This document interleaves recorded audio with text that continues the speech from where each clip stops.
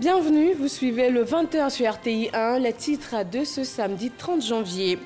L'Agence française de développement apporte son appui à la Côte d'Ivoire pour le développement des secteurs de l'éducation, l'insertion des jeunes et l'accès à l'électricité.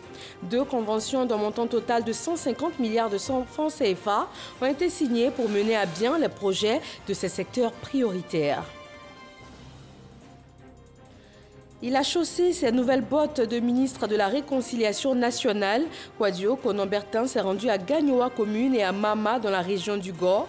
Il a rencontré les parents de l'ex-chef d'État ivoirien, Laurent Gbagbo, pour échanger sur le cadre d'un retour paisible de leur fils en Côte d'Ivoire. Les commerçants de la commune de Port-Bouët, en particulier ceux du Grand Marché, sont dans la désolation. Dans la nuit d'hier, une vingtaine de magasins sont partis en fumée. Les dégâts matériels sont importants. Les causes du sinistre ne sont pas encore connues.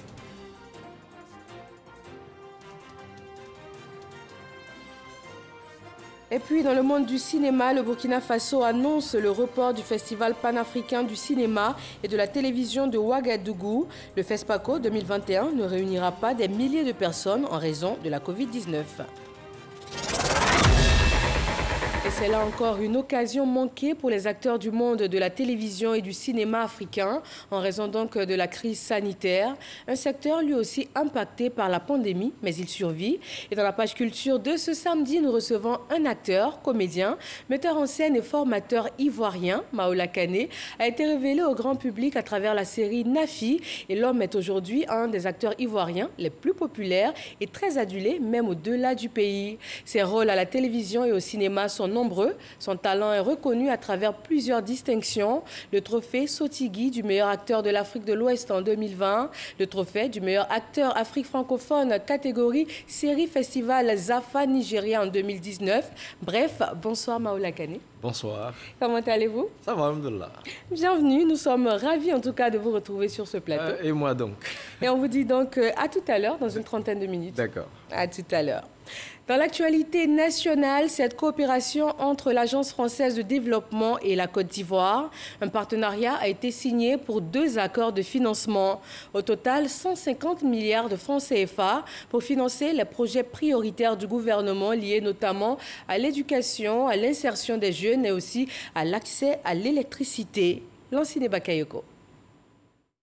86 milliards de francs CFA, c'est le montant du premier accord signé entre la Côte d'Ivoire et l'Agence française de développement. Des ressources financières qui seront orientées vers les secteurs de l'éducation, de la formation et de l'insertion des jeunes. Dans les détails, on parle de la construction de 58 collèges de proximité, l'augmentation des capacités d'accueil de l'Institut Polytechnique de Yamoussoukro. Nous voulons que tous les enfants puissent aller à l'école.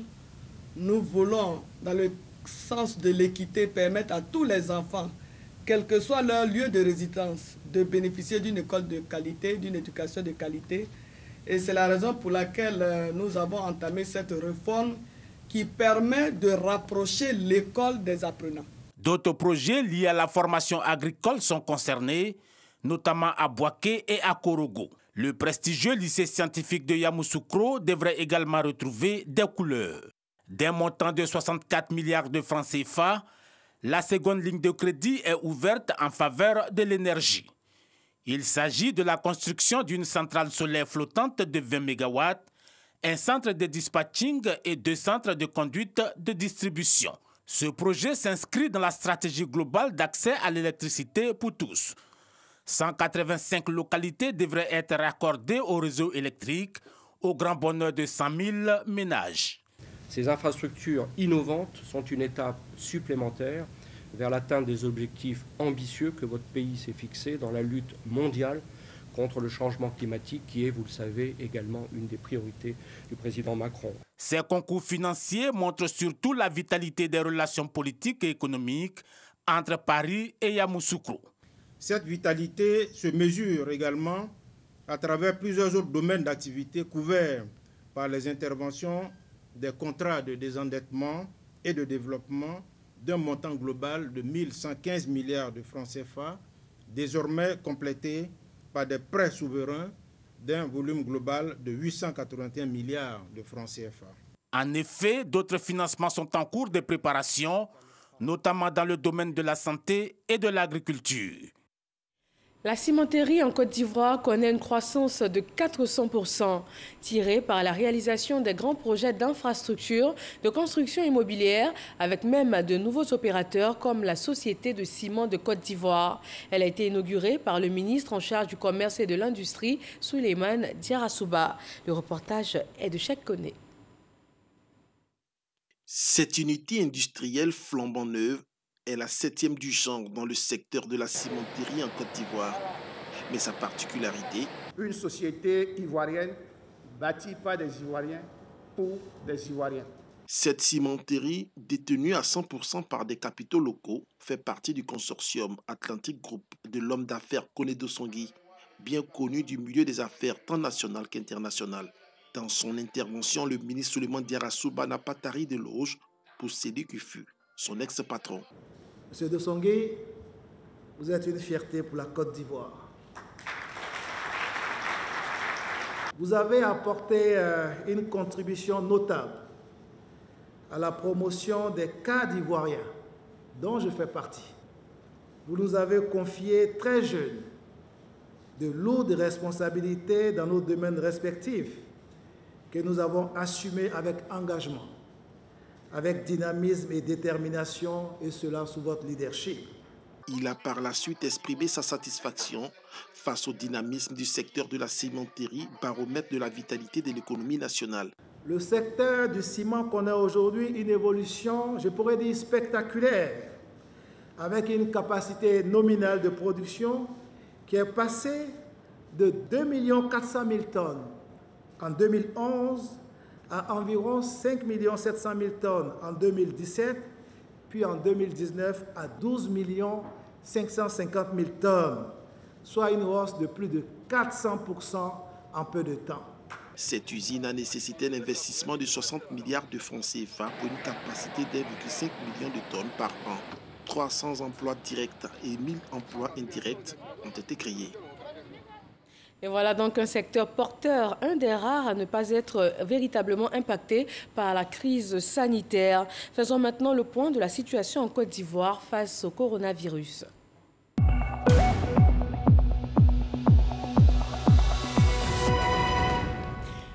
Le ministère de la Santé et de l'Hygiène publique a enregistré aujourd'hui 244 nouveaux cas de Covid-19.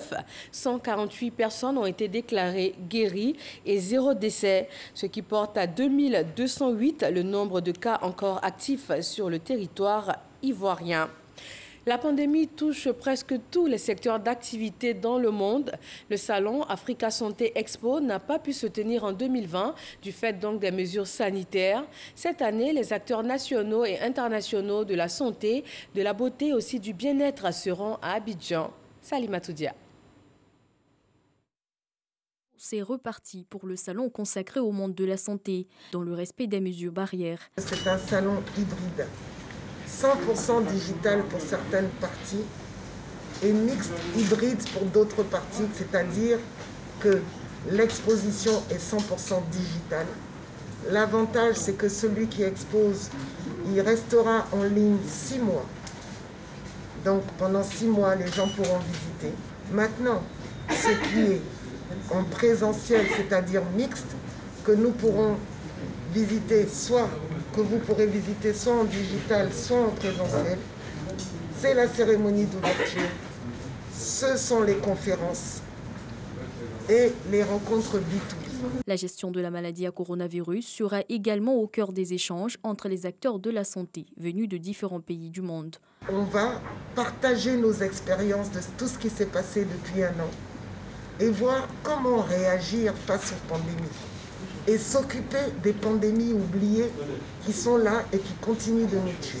33 pays devront participer, dont la France, pays à l'honneur, et le Nigeria, pays invité. Plus de 1000 exposants, 100 rencontres B2B et 10 webinars vont se tenir les 20 et 21 mai 2021 à Abidjan. Le grand marché de la commune de Port-Bouët a été ravagé en partie par les flammes dans la nuit d'hier. Aucune perte en vie humaine, mais d'importants dégâts matériels sont à noter. Les causes de l'incendie ne sont pas encore connues. Laure Goretti et Alexis Ouedraogo. Moi, j'étais couché à la maison. Il y a un ami qui m'a appelé au téléphone à 3 h du matin. Il me dit non, ah, votre coin au marché est en train de prendre feu. À 3 h du matin, j'ai pris la route, en courant même sorti au goudron. Quand on est venu, il y a un magasin qui avait déjà pris feu, il y avait une bouteille de gaz dedans. Mais le fait qu'on va éteindre, le feu, la bouteille s'est explosée, on prenait les seaux pour éteindre le feu. Le feu a ravagé une vingtaine de magasins au grand marché de Port-Bouët, faisant des dégâts matériels mais aucune perte en vie humaine. Pour l'heure, l'origine de l'incendie n'est pas déterminée. Les témoins émettent tout de même des hypothèses. Après les constats des gens parlé, ça a les 4 coupures de courant. Le courant s'est coupé 4 fois. Ça a tenu allumage du courant maintenant que le marché a pris feu. Il y avait une coupure d'électricité à 22 h. Et puis l'électricité est venue aux environs de 3 h.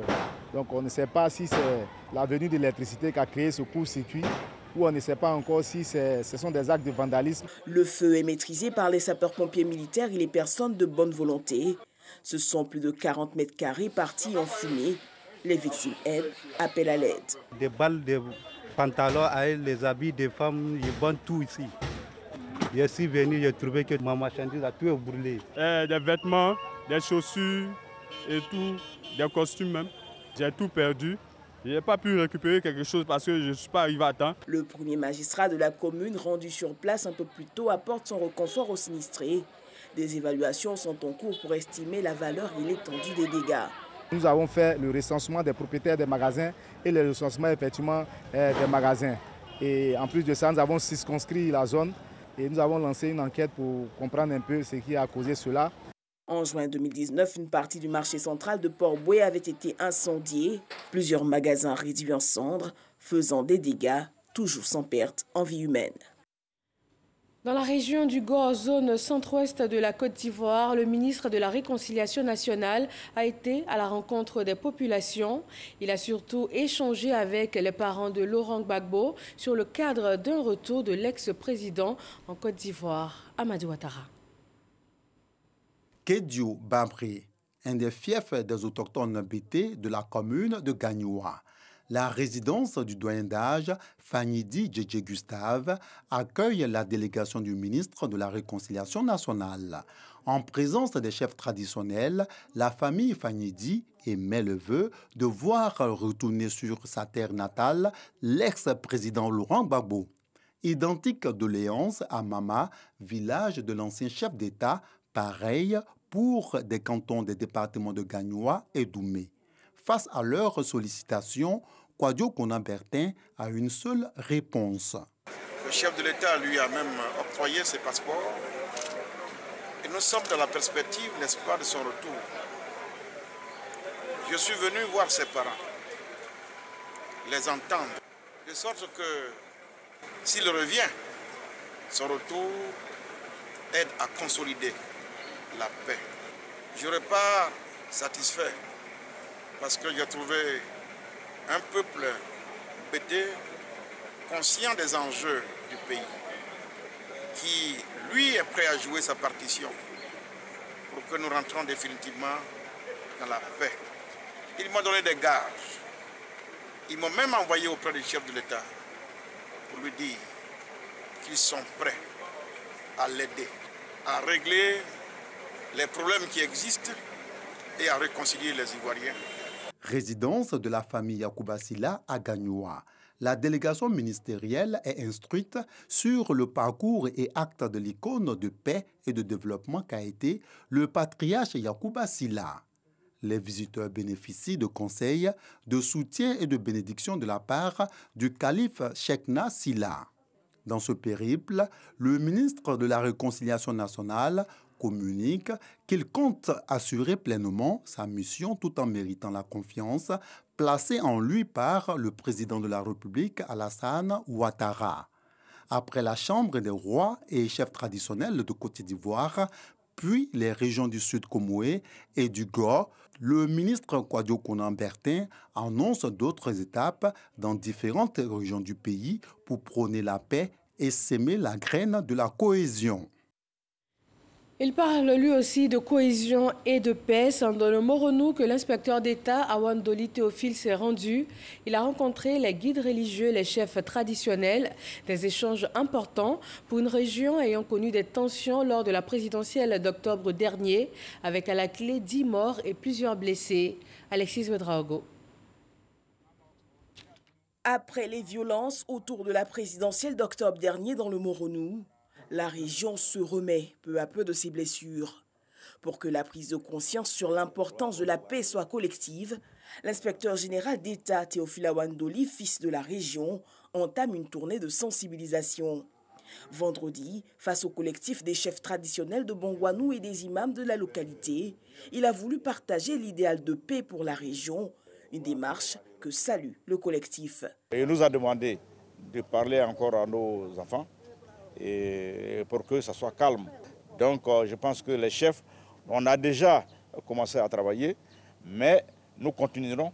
Et même après les élections, nous allons continuer parce que le grand médiateur est venu mettre en place, investi un comité de veille et de suivi de la cohésion sociale qui eux aussi, après tout ça, prendront le relais pour que tranquillement, tout ce qui est le vivre ensemble soit un leitmotiv de Bongwanou. Un peu plus tard, à la résidence du roi du Moronou, Théophile Awandoli salue les efforts engagés pour le retour de la paix dans la région. Avec les prochaines échéances électorales, il faut prévenir. Théophile Awandoli demande au roi Nonré Oratewa son appui pour instituer la non-violence auprès des jeunes. Nous avons sensibilisé, nous avons sillonné le Moronou. Tout à l'heure, le roi vous l'a dit. Nous allons encore reprendre notre bâton de pèlerin avant ces législatives-là. Et comme le souvenir est encore trop récent, je pense que chacun d'entre nous pourra tirer les leçons. L'inspecteur général d'État n'a pas manqué de saluer la décrispation sur la scène politique, avec notamment la présence de Pascal Afine-Guesson au sein de la délégation officielle ivoirienne lors des obsèques du président Rawlings. Une image, une Côte d'Ivoire qui se retrouve, dont devrait s'inspirer la région. La mission de sensibilisation qui se multiplie à la veille des législatives dans la circonscription électorale de Sifié, Kamalo et Orofla, zone nord-ouest de la Côte d'Ivoire. Le message des cadres du RHDP est le même. La cohésion et une implication de chacun pour la réussite de ce processus électoral. Patrice Kouakou et Abou Sanogo. Parade improvisée de motos des populations venues de Kamalo, Sifié et Orofla. Place du foyer polyvalent des jeunes de Sifié, chef-lieu de sous-préfecture dans le département de Séguéla. Ces populations manifestent ainsi leur joie d'accueillir la délégation du Rassemblement des Oufouettistes pour la démocratie et la paix après l'élection de leur candidat comme président de la République le 31 octobre 2020. La délégation conduite par Dr Meïté Aboulaye, fils de la région, est venue les inviter à cultiver la paix dans l'Union, la cohésion sociale et à poursuivre le développement amorcé par le président Alassane Ouattara dans les 3 localités qui forment une circonscription électorale. Ensemble, nous pourrons réaliser de grandes choses. On a besoin de tous les fils et filles de ces 3 sous-préfectures, camarades jeunes, chers parents, chères mamans, en sortant d'ici, allez-y passer le message de la cohésion. Allez-y passer le message de la paix. Une occasion saisie par la délégation du RHDP pour instruire les populations sur les enjeux des élections législatives du 6 mars prochain. Dr Meïté Aboulaye les a donc mis en mission afin de porter le message de vivre ensemble et passer le message de mobilisation qu'il faut pour la victoire de leur parti au soir du 6 mars prochain. La circonscription de Sifié Kamalo Worofla compte près de 75 000 habitants et détient un siège sur les 4 dévolus au département de Séguéla. Même son de cloche à Zionoula, le ministre auprès du président de la République chargé des affaires économiques et financières y a rencontré les rois et chefs traditionnels. Kouadio Kwame.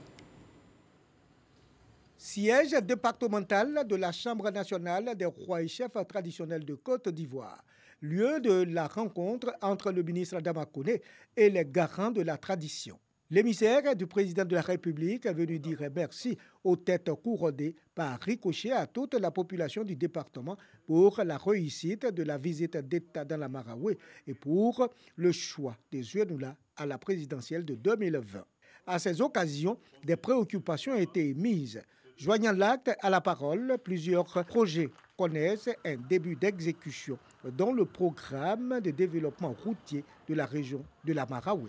Il y a au sein de ce programme, dans sa naissance, 5 projets, dont Zenola Makono, Zenola Vavoa, Zenola Daloa, Zenola Goïtafla Beoumi, Manfla, Goïtafla et la voie de Saint-Fraboiflé. En sus, les sous-préfectures de Goïtafla et Bono sont érigées en département. Et dès lors, la Maraoué renaît grâce aux actions communautaires, sociales, voire individuelles du président Alassane Ouattara. Il a dit, il a fait, Goïtafla est devenu département. Que nos fils soient un couloir de transmission entre nous et lui. Monsieur Bolibitra, le président a signé une bourse que bénéficie votre fille pour aller à l'université de Rennes. Les élections, ce n'est pas la guerre. S'il y a 5 candidats, chacun sort et vote pour lui. Pour le ministre Adama Koné, la Maraoué doit demeurer l'exemple achevé du vivre ensemble. Faire en sorte que la cohésion qui a toujours prévalu dans la paix se maintienne. Ces chefs vont parler à leurs enfants pour faire en sorte que le vivre ensemble qui nous tient vraiment à cœur puisse être donc une réalité. S'agissant des futures législatives, l'envoyé du président souhaite des élections sans heurts. Une journée d'hommage et de reconnaissance sera bientôt organisée à Zenoula pour les actions de développement d'envergure du président Alassane Ouattara. C'est donc le 6 mars prochain que les Ivoiriens vont se rendre aux urnes pour le scrutin législatif. On s'intéresse maintenant à cette rencontre périodique initiée par les rédactions du groupe Fraternité Matin. Le ministre de la Modernisation de l'Administration et de l'Innovation du service public était face aux journalistes pendant 2 heures d'horloge. Il a décliné sa vision pour une administration plus proche des usagers qui passe notamment par une dématérialisation effective. Franck Wadio. Une administration moderne, c'est une administration qui vit avec son temps, plus proche donc du quotidien des Ivoiriens. Avec quels mécanismes et dans quels objectifs? Un large tour d'horizon est fait par le ministre Roger Félix Adom, à charge de la modernisation de l'administration et de l'innovation du service public, invité des rédactions du groupe Fraternité Matin. Aujourd'hui, on n'est plus que dans la modernisation de l'administration. On est aussi de la modernisation de l'État. L'administration, c'est un pan, mais ce n'est pas suffisant. C'est que l'État soit moderne et que nous ayons aussi des institutions fortes. Une vision, mais surtout un diagnostic des maux de notre administration. Le ministre Roger Adom s'est apaisanti sur les acquis. Nous avons donc, ce qui serait important dans les mois à venir, c'est de disposer du cadre stratégique de la modernisation de l'État. La politique d'informatisation, elle est déjà en cours. Dispositif d'accueil, la mise à ligne des procédures avec e-démarche sera son importance. Le projet est en cours et on espère que cela fin mars pourra terminer avec les procédures dématérialisées. Qu'aujourd'hui, quand on va avoir certains actes judiciaires, on va avoir certains diplômes, qu'on n'ait pas forcément besoin d'aller se déplacer, qu'on puisse avoir tout ça en ligne. Ça demande des acquis importants, notamment avec l'Observatoire du service public, donc l'OSEP, qui chaque jour reçoit des demandes du citoyen. 2 heures d'échange avec les journalistes sur ces acquis, les enjeux, mais aussi les perspectives du ministère de la Modernisation de l'Administration. Sur le chapitre des perspectives, l'invité du jour propose entre autres une politique d'implantation et de promotion de maisons du citoyen dans toutes les régions du pays. On pourra la développer dans d'autres régions de la Côte d'Ivoire avec la poste ou sans la poste, mais la maison du citoyen, on la veut physique et virtuelle. Le plus important, c'est que dans toute région, dans tout endroit, dans toute contrée de notre pays, les citoyens aient un contact avec l'administration, que l'administration soit présente. Et aussi, on a la maison virtuelle avec le site servicepublic.gouv.ci. L'invité des rédactions est une tribune d'échange initiée par le groupe Fraternité Matin. Le directeur général Venance Conan exprime sa satisfaction de recevoir le ministre Roger Félix Adom, satisfaction matérialisée par la signature du livre blanc, des échanges de cadeaux et ponctués d'une visite de l'hôte du jour à la rédaction digitale du quotidien. L'équipe de Radio Côte d'Ivoire marque une pause, le temps d'une soirée, pour savourer son sacre. Radio Côte d'Ivoire fait partie des 3 meilleures radios écoutées dans le district d'Abidjan. Le directeur général du groupe RTI a salué cette performance, mais il va plus loin. Fosseni Dambélé a exhorté l'ensemble du personnel à faire davantage pour se hisser encore plus haut. Issaïo. Classée 12e en 2011, Radio Côte d'Ivoire est dans le trio des meilleures radios les plus écoutées à Abidjan. Une performance à mettre au compte de la qualité du travail de toute l'équipe. Pour saluer cette abnégation des travailleurs, la directrice de la chaîne, Sali Siyo Konaté, leur offre un dîner à Grand Bassam en présence du directeur général de la RTI, Fosseni Dambélé. Une manière pour elle d'encourager ses collaborateurs à travailler davantage. Pour nous qui sommes des hommes et des femmes de médias, c'est de chercher à comprendre qu'est-ce qui pourrait intéresser l'auditeur et de travailler dans ce sens. Donc, il n'y a pas de véritable secret, mais le secret réside dans la réflexion et puis, j'allais dire, le courage et la volonté de pouvoir changer les choses. Le directeur général de la RTI, Fosseni Dambélé, apprécie l'énorme travail abattu par les agents de Radio Côte d'Ivoire. Il les exhorte à retrousser les manches pour atteindre le premier palier du classement. On ne peut apprécier la remontada de Radio Côte d'Ivoire que en regardant ce que c'est que d'être dans une radio étiquetée, vieille, qui décroche et qui ne colle pas avec la jeunesse, qui est démodée. Et ces étiquettes-là, on a du mal, qui qu'on soit en politique, en musique et même en entreprise, à s'en défaire. Mais c'était sans compter avec une brave générale, Sali Konaté, avec ses collaborateurs de talent, un mix d'expérience, de jeunes loups aux idées innovatrices. Et le cocktail a pris. Radio Côte d'Ivoire a repris son envol. Auditeurs et invités ne cachent pas leur satisfaction. Je pense que cette radio est au-dessus de notre attente. On ne sentait pas encore cette radio motivée pour lever tous ces défis au niveau de la communication médiatique en Côte d'Ivoire. Mais cette année, nous pensons que Radio Côte d'Ivoire a été à la hauteur. Ce dîner est marqué par un défilé et des prestations musicales. Restons avec la Maison Bleue. La mutuelle des agents de la RTI a lancé ses activités sportives pour l'année 2021. Au menu, un tournoi à 4 au stade de la haute fréquence à Cocody. Et la phase finale est prévue pour le 5 février prochain. Pascal Koné et Jean-Sylvain Rissot. Pour cette reprise des activités sportives de la Musarti, la mutuelle des agents de la RTI a voulu mettre les petits pieds dans les grands. Pour cette première journée, Abidjan City en jaune et bleu évolue en 3e division a battu Ayoka Unité en rouge et noir 3-0. La geste aussi a surpris la RTI sur ses installations 1-0. Pour Alvor Assa à la tête de la mutuelle, cette initiative vise à renforcer la fraternité au sein de la Maison Bleue. Au-delà du football, on aura la marche, on aura une compétition de pétanque, on aura une compétition de jeux de dames et puis le clou de tout cela, ce sera la Ligue des médias. Alors la Ligue des médias, ce sera quoi? Ce sera le Burkina Faso qui va venir, le Togo qui va venir, le Bénin qui va venir et la Côte d'Ivoire naturellement qui va accueillir ces différents pays. Je veux parler des télévisions nationales de ces pays qui viendront jouer avec nous ici. Fosseni Dambélé, directeur général de la RTI, a réaffirmé son engagement à soutenir des initiatives du genre qui participent à l'éclosion de son personnel. Merci une fois de plus à la Musarti qui s'est alliée l'utile et l'agréable, faire en sorte qu'au-delà des micros, au-delà des équipements techniques, au-delà des véhicules et autres instruments de travail, eh bien, les agents de la RTI puissent avoir des moments de loisirs et de distraction. La finale est prévue le 5 février prochain. Plusieurs activités sportives sont prévues au cours de cette année. Le FESPACO 2021 n'aura pas lieu du 27 février au 6 mars prochain comme prévu en raison de la Covid-19. Les autorités du Burkina Faso ont annoncé le report de ce rendez-vous du cinéma africain.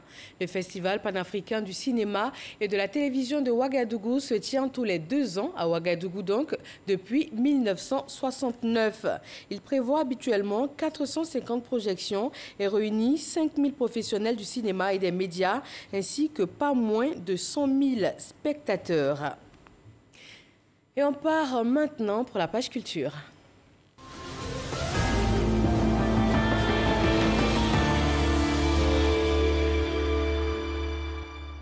On vient de le voir avec le cas du FESPACO. Les acteurs ivoiriens vivent aussi cette crise de Covid par le ralentissement, voire l'arrêt de leurs activités. Et nous retrouvons pour la page culture l'un d'eux, et pas des moindres. Rebonsoir Maoula Kane. Bonsoir. Bienvenue encore une fois. Merci bien. Alors on pourrait égrener votre biographie pendant des heures, au vu de ce que j'ai pu voir. Mais dites-nous avec vos propres mots, qui est Maoula Kane? Maoula Kane, c'est un être humain, et Dieu merci, c'est un Ivoirien, et fier de l'être. C'est une personne comme toute autre qui veut du bien de son prochain. Voilà. Et sur le plan professionnel? Il est comédien, Maoula Kane est comédien, acteur, parce qu'il faut faire la différence, metteur en scène et formateur en actorat. D'accord. Alors, on va citer pêle-mêle le faux pasteur dans Les Coups de la vie, le gendarme dans la série Cacao, l'amoureux dans Nafi. Comment on peut devenir si bon acteur? Comment on peut arriver à camper tous ces différents rôles, on va dire, sans se tromper, à la perfection quasiment? Après, chacun a son expérience personnelle. Moi, c'est la formation. Il faut que je sois clair. Et je profite, et chaque fois que j'en ai l'occasion, je le fais, pour remercier et rendre hommage à mon formateur, mon maître Sidiki Bakaba et tous ceux qui étaient avec lui. C'est la formation qui me permet, parce que dedans il y a des méthodes qu'on vous donne et qui vous permettent de appréhender ces personnages-là. Est-ce que la formation seule suffit? Parce que vous n'êtes pas le seul acteur ivoirien à avoir été formé, mais tous n'ont pas la même aura. C'est quoi, on a envie de dire, le petit plus, le petit secret? C'est la personnalité de chacun. Moi, quand je dis toujours à mes élèves, vous serez un acteur, d'accord, mais vous serez un bon acteur parce que vous avez une forte personnalité.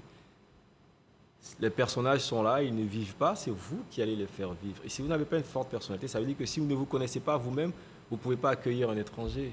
Vous-même chez vous, c'est un labyrinthe.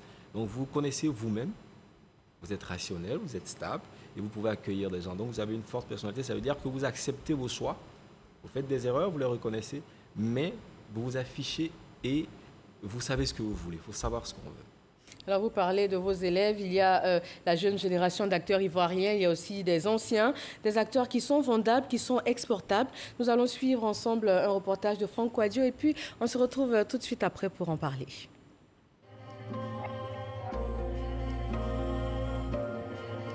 Faible dispositif institutionnel, financement insuffisant, manque de visibilité et concurrence malsaine, les difficultés du cinéma ivoirien sont connues, mais les acteurs mènent leur barque. Tu vas me tuer? Tu ne me laisses pas le choix. Si le marché local n'est pas propice à une exposition véritable, ce n'est pas toujours le cas sous d'autres cieux. La génération actuelle de producteurs et de réalisateurs essaie de marcher sur les pas des anciens. Et entre les deux générations, des figures de proue restent présentes dans l'univers du 7e art. Téné, Gou Michel, Adrienne Coutouan, Akissi Delta, Michel Bouiri. Pourquoi tu as fait ça? Pour une grossesse de 4 mois, on t'oblige déjà à laver les dessous. Illustration du nul, les prophètes chez soi sont coutumiers de prix internationaux. Le regretté Ahmed Souani a été le personnage principal d'une coproduction ivoiro-hindoue pour un film réalisé à cheval entre les continents africain et asiatique. CEO of Transwire. Oh, a crown. My friend. Oh, good to see you. Claudia Tagbo, qui outre-Atlantique représente la Côte d'Ivoire sur les scènes françaises, Dedi Gota pour le théâtre en Allemagne, Aurélie Eliam dans la grosse production de Nollywood, The CEO, où le PDG aura en 2016 marqué les esprits. Et plus récemment, Kane Maoula, meilleur acteur d'Afrique de l'Ouest, primé à la 5e édition des Sotigui Awards à Ouagadougou, au Burkina Faso en septembre 2020. Tu ne nous dis même pas au revoir. Non, franchement, les gens, ils foutent le bordel. Kane Maoula comporte étendard d'une génération de porteurs d'images de talent et la liste n'est pas exhaustive.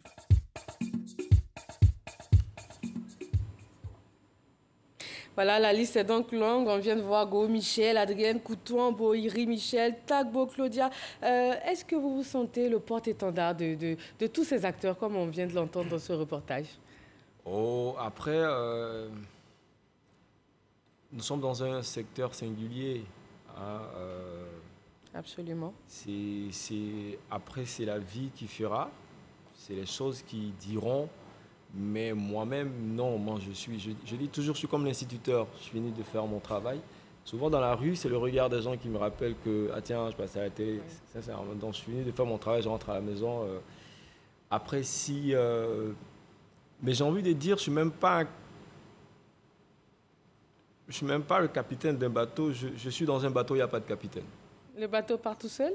Le bateau, il s'en va, et on se cherche chacun comme il peut, mais avec beaucoup d'intelligence. Avec beaucoup d'intelligence, ça se voit parce que vous avez remporté pas mal de prix, vous avez joué de nombreux rôles. Quel est le rôle qui vous aura le plus marqué, dans le bon sens comme dans le mauvais, à ce jour? C'est une production de Yao Mafili, Harcèlement. En quoi est-ce que ce rôle a été différent? C'est une histoire pathétique. Hein, je me mets un peu à la place des gens. C'est quelqu'un qui n'arrive pas à joindre les deux bouts, qui a une épouse, qui a une fille, et qui va bénéficier de l'aide de cette épouse-là qui vend des fruits.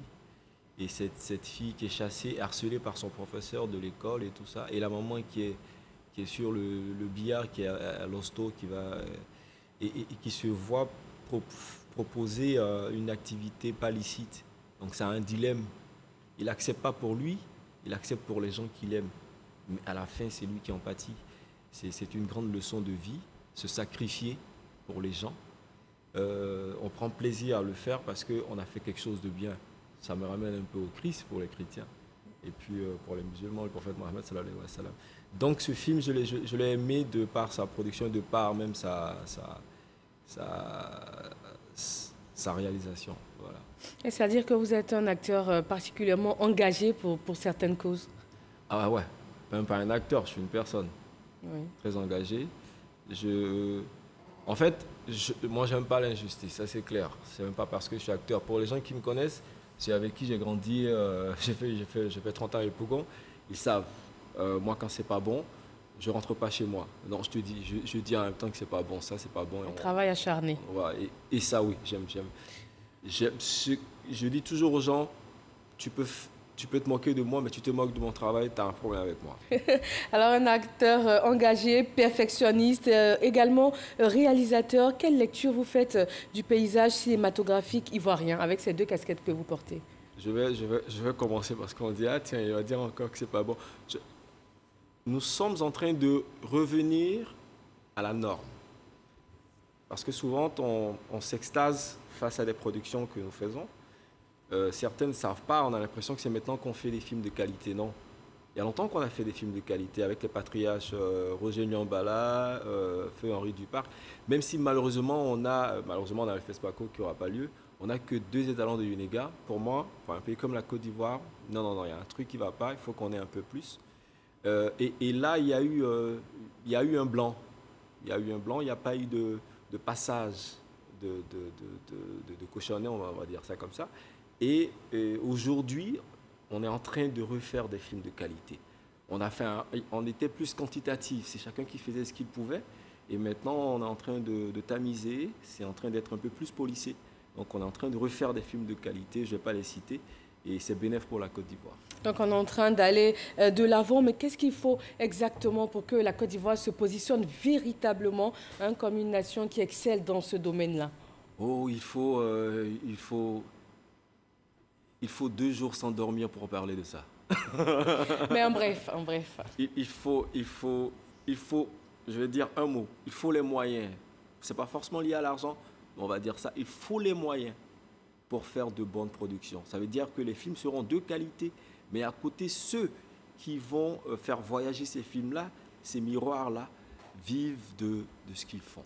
Vivent de ce qu'ils font. Alors, un appel que vous pouvez lancer à ces jeunes-là aujourd'hui qui se voient en vous, qui aimeraient faire comme vous, qui aimeraient continuer de se voir en vous pour pouvoir hisser ce rêve-là encore plus haut? Pour tous ceux qui échangent avec moi, c'est depuis un temps et ces derniers temps, je leur dis formation. Moi, je ne passe pas par 4 chemins. Ceux qui ont déjà flirté avec la caméra, quand il y a des propositions, je les propose à des producteurs, des réalisateurs. Ceux dont ce n'est pas le cas, je leur dis formation. Rentre dans une école d'art dramatique, va te faire former. Et à la suite de ça, tu verras que du premier jour au dernier, tu seras moins ridicule. Et tu pourras facilement te défendre parce que c'est une arme. Je leur dis formation et puis il faut qu'ils sachent pourquoi ils sont là. Il faut connaître le milieu. Je l'ai dit, c'est un milieu singulier, il est particulier. Ce n'est pas comme les autres milieux. Il y a des attitudes dedans qu'il faut avoir. C'est peut-être ta personne ne va pas forcément accepter ça. Il faut savoir où tu mets les pieds avant de mettre les pieds. Savoir mettre les pieds pour avoir certaines distinctions, comme c'est votre cas. On va recevoir sur le plateau tout de suite une des distinctions que vous avez reçues. Vous nous allez rapidement peut-être nous parler de ce trophée-là que vous avez reçu, les derniers. Oui. 5e édition, je l'aime bien, c'est un baobab. Oui. Et Sotigui, ça veut dire... Avec des étoiles et tout. Sotigui, ça veut dire le propriétaire, voilà. Le maître des lieux. Le maître des lieux, voilà. Et pour 1 an, je suis le maître des lieux en Afrique. Voilà, je l'aime bien, il est facile à tenir. Super. Il faut profiter pour rendre hommage à l'initiateur de cet événement, Kevin Monet, qui est ivoirien, je ne savais pas, parce que quand je suis arrivé au Burkina, j'ai su, il est ivoirien, et il faut lui rendre hommage. En tout cas, on vous souhaite bon vent ainsi qu'à tous les acteurs ivoiriens. On souhaite aller encore plus loin, comme vous venez de le dire. Merci beaucoup d'être passé sur notre plateau. Merci, c'est pas toujours qu'on passe aux 20h, je suis très content. Merci au directeur de la RT. Nous sommes également très contents de vous avoir reçu. Merci beaucoup. Et merci à tous de nous suivre sur RTI 1. Nous vous souhaitons une agréable fin de soirée. Bonsoir.